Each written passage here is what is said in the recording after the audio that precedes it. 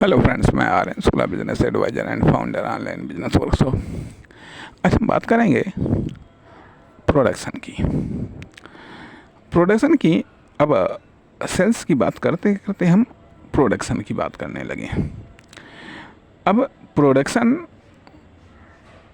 की जब हम बात कर रहे हैं तो यहाँ पर हम पाते हैं कि कुछ प्रोडक्शन को कुछ कैटेगरी में बांटा गया और वो कैटेगरी इंडस्ट्री के नाम से जानी जाती है।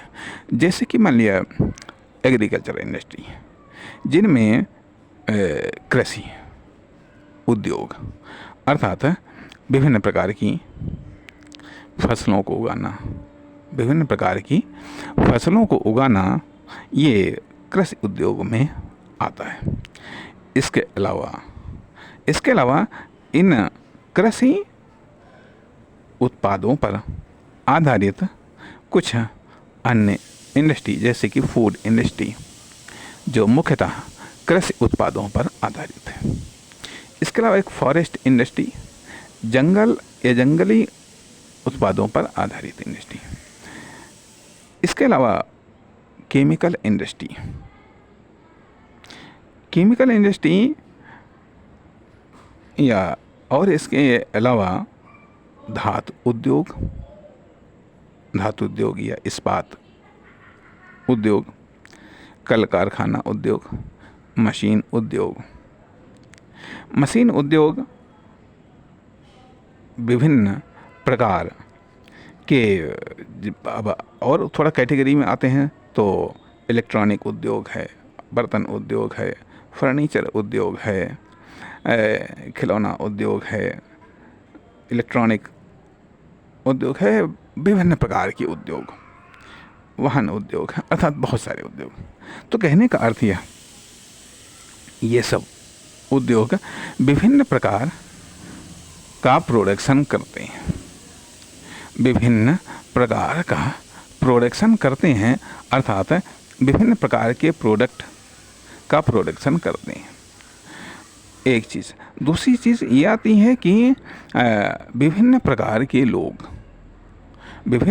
के लोग अपनी आमदनी को, अपनी इनकम को विभिन्न उत्पादों में डिवाइड करते हैं, अर्थात खर्च करते हैं, अर्थात प्रोडक्ट को परचेज करते हैं।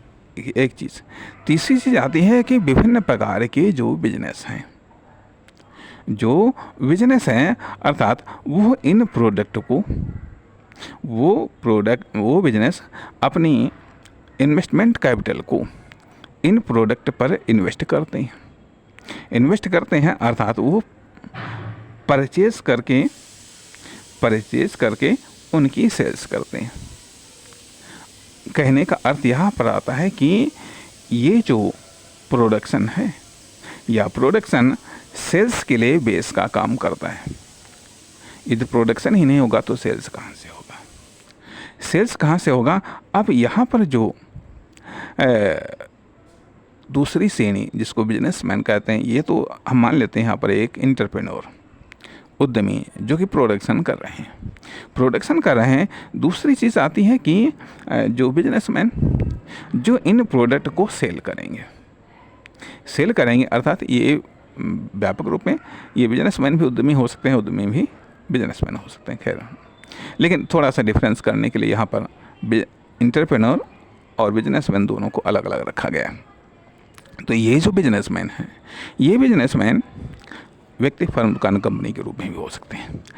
ये इन प्रोडक्ट को परचेज करते हैं और तब उसे सेल्स करते हैं, अर्थात ये मैन्युफैक्चरर से लेकर के कस्टमर तक या कंज्यूमर तक प्रोडक्ट को पहुंचाते हैं। बदले में अपनी सुविधा शुल्क लेते हैं, जिसको प्रॉफिट बोला जाता है। ठीक है। तो अब यहाँ पर यदि हम सेल्स के दृष्टिकोण से देखें तो आपके पास में प्रोडक्ट परचेजिंग के इतने सारे ऑप्शंस हैं, लाखों या करोड़ों में ऑप्शंस हैं, अर्थात संभवतः हजारों इंडस्ट्रियाँ हैं।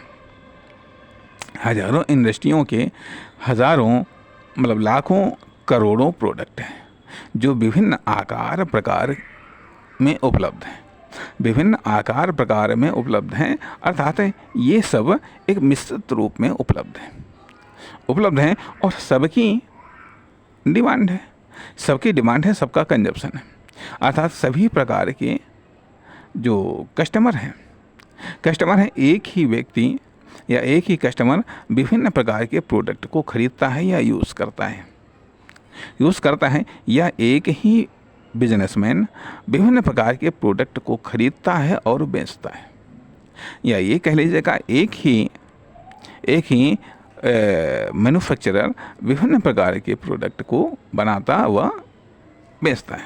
ठीक है, तो अब यहाँ पर सवाल इस बात का उठता है कि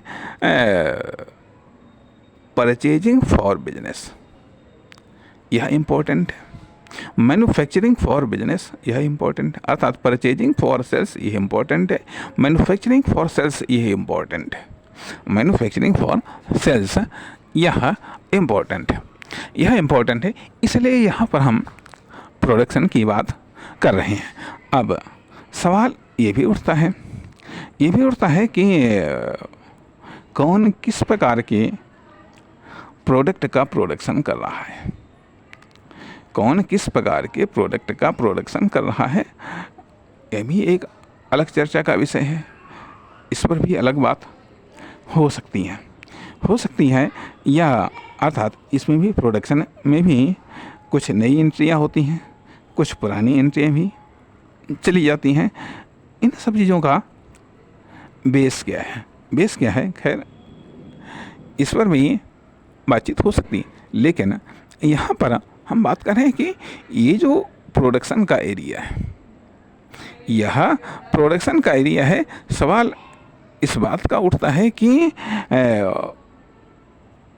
सेल्स में प्रोडक्शन का कितना योगदान होता है, या फिर सेल्स का प्रोडक्शन में कितना योगदान होता है। यदि आप प्रोडक्शन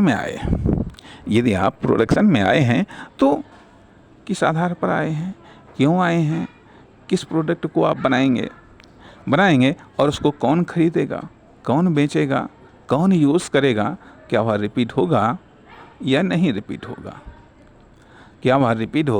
रिपीट होगा। यदि मान लिया आप एक नए रूप में आए हैं तो आपका प्रोडक्शन का सफ़र कैसा होगा, कहाँ तक होगा, कहाँ से शुरू होगा, कहाँ तक जाएगा, क्या इस बारे में आपके पास में कोई प्लान है। अब यहाँ पर प्रोडक्शन माइक्रो स्केल पर भी होता है, स्मॉल स्केल पर भी होता है, लार्ज स्केल पर भी होता है। लार्ज स्केल पर भी होता है, किस स्केल पर आप करना चाहेंगे, और विभिन्न जगहों पर प्रोडक्शन